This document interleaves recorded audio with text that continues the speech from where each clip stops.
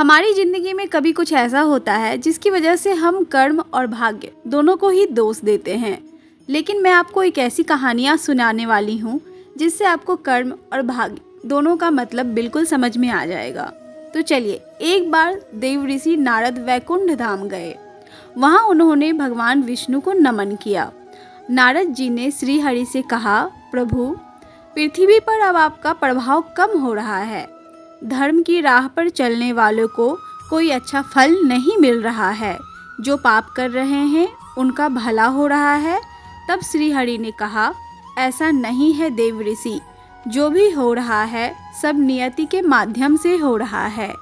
नारद बोले, मैं तो देख कर आ रहा हूँ, पापियों को अच्छा फल मिल रहा है, भला करने वाले धर्म के रास्ते पर चलने वाले लोगों को बुरा फल मिल रहा है। भगवान ने कहा, कोई ऐसी घटना बताओ।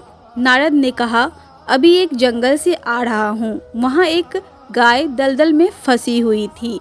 कोई उसे बचाने वाला नहीं था। तभी एक चोर उधर से गुजरा।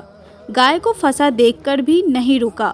वह उस पर पैर रखकर दलदल लांघकर निकल गया। आगे जाकर चोर को सोने की मोहरी से भरी एक थैली मिली। थोड़ी देर बाद वहाँ से एक वृद्ध साधु गुजरा। उसने उस गाय को बचाने की पूरी कोशिश की।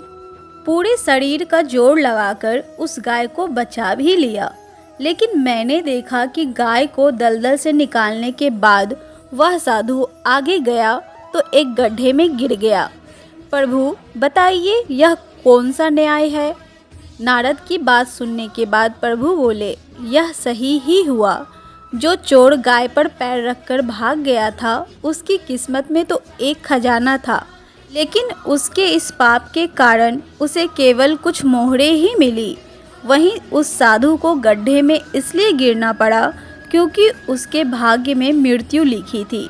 लेकिन गाय को बचाने के कारण उसके पुण्य बढ़ गए और उसकी मृत्यु बस एक छोटी सी चोट में बदल गई। लेकिन वहीं उस चोर की मृत्यु बहुत ही दर्दनाक और भयानक होगी। तो इंसान के कर्म से ही उसके भाग्य तय होते हैं।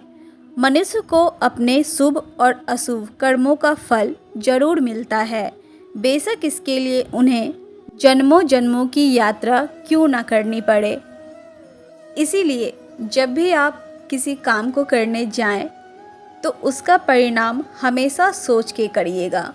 और हाँ, ये कर्म और भाग्य को कोसने वाले इस बात को अच्छे से समझ गए होंगे कि उनके साथ अच्छा या बुरा क्यों होता है।